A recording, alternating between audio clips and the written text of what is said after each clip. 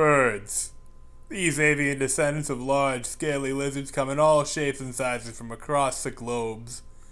From the exotic blue-footed booby hopping across the Pacific coast, to the frozen, blubbery blobs of emperor penguins riding down the Antarctic icecapes.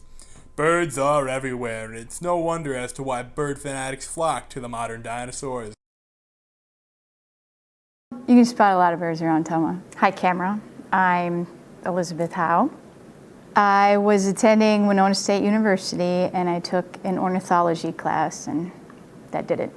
We had to test on, there was drawers full of birds. We had to test on identification, the different types, and then we got to go out into the field and do observations too. Yourself to the camera for the documentary. I'm Greg Dull from Gays Mills, Wisconsin. 30-year teacher, 70 years old, owner of 3 spoiled dogs. But the best bird story I have was actually on a field trip last year where I got to release a chickadee. So I got to hold my favorite bird in my hand. So, how would you describe your relation towards birds? Oh, I've always been fascinated with birds. Yeah, I raised them as a kid, probably 50 pigeons over the years, a couple owls that I fed other birds to, which was, I was like 11, I probably didn't know better, but they had to eat something, so I let them eat the neighbors. And tried to raise a blue heron or 2, but they were hard to deal with, but lots of pigeons. I just wanted to have a cool pet. Those are incredibly smart. If you'll notice, you never see a dead crow on the highway. They're actually evolved dinosaurs. And when I was a kid, one of the myths was if you caught a crow and cut its tongue, split its tongue, it could speak. Much of these bird lovers enthuse, it's become abundantly clear that another aviary opinion has emerged. One that doubts the existence of, birds. Thank you for meeting with us today. I understand you want to keep your identity private and anonymous. That is correct. How would you describe your relationship towards birds? Paranoid. Can you elaborate? Have you ever heard the phrase, Big Brother? They're watching us. They want to keep tabs on us. They want to make sure we don't rebel against them. When did you first start feeling this way towards birds? I would say probably 19. I was taking a robotics class at a university, which I shall not name, and I just started noticing things that just didn't add up. Can you introduce yourself? Well, my name's Kendra, and that's just how it goes. No last name. We don't give out last names. The aliens might find me that way. How would you describe your relationship towards birds? Those could be real things, but they're not.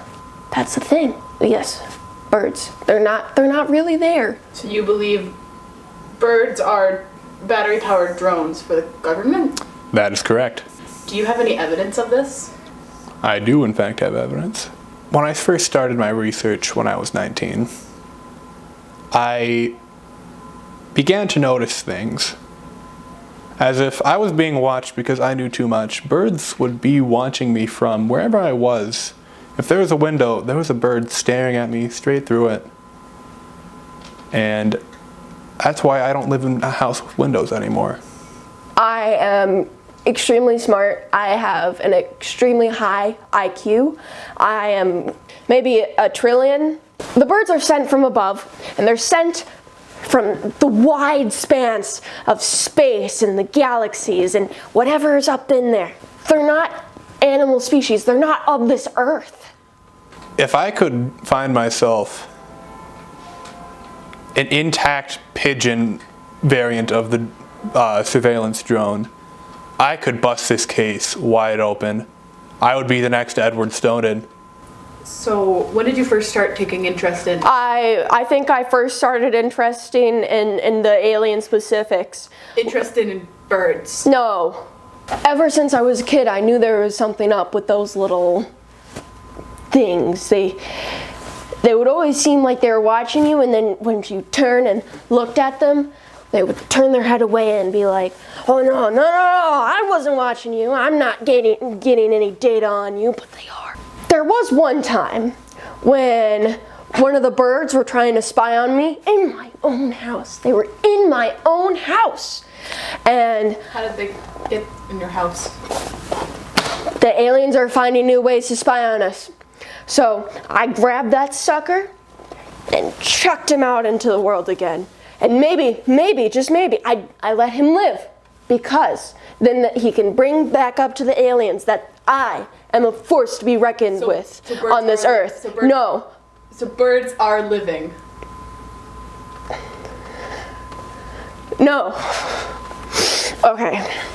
Let me explain this to you in simple terms. Ready? Bird, created. Bird, kind of alive. No, it has no sentience. It is a being of some sorts, but not earthly. Not earthly. It doesn't have sentience. It's only meant for one duty. It's like a robot, but it's not. Can I ask about the tinfoil on your head? It's so I can hear what the aliens are hearing. I hear the aliens and I receive the data. You invented this. Yes, of course I invented this. It's quite actually a home remedy. Anyone at home could do it, really. What are you looking at? I'm receiving transmissions. The birds are near. There's no need to worry. There's no need to worry. I have you all safe and protected in this home. Thank you. I just wish that people would open their eyes more and truly take a look at the environment around them. Because the moment the masses, they notice that the governments are spying on them, that's revolution. As these branch of theories began, it quickly became an interconnecting web. And as it seems not everyone on this train agree. So I interviewed another person who will have to remain anonymous and his belief is that birds aren't real. So common ground there, correct? Of course, yes, and He doesn't think birds are from aliens.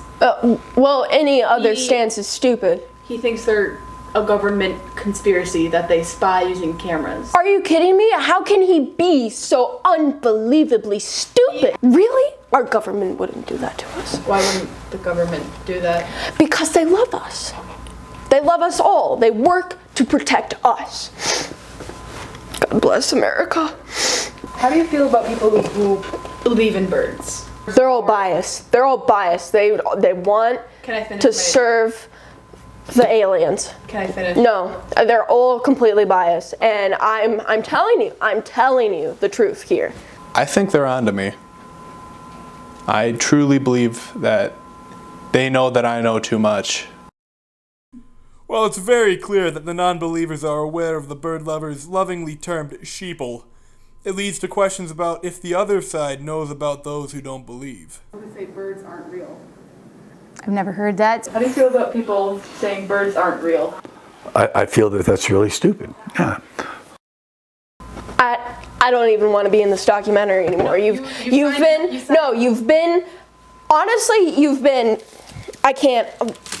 been disregarding every respect towards me, and you've disregarded that I am a highly credentialed person, and I know what I'm talking about, and the birds, they're not real. They're not real. That's not how it is. That's not how it is, honestly. You signed a contract saying that we are to have a respectful conversation. I'm done. Good, see ya. No, birds aren't real. Birds aren't real. It's hard to say whether birds are real or not, but it's obvious that they bring out something in people, something passionate. A sense of calm or of memories of a loved one, a sense of adventure, or even a sense of self. While their existence, or lack thereof, may never be proven, birds' impact on the culture of our world remains.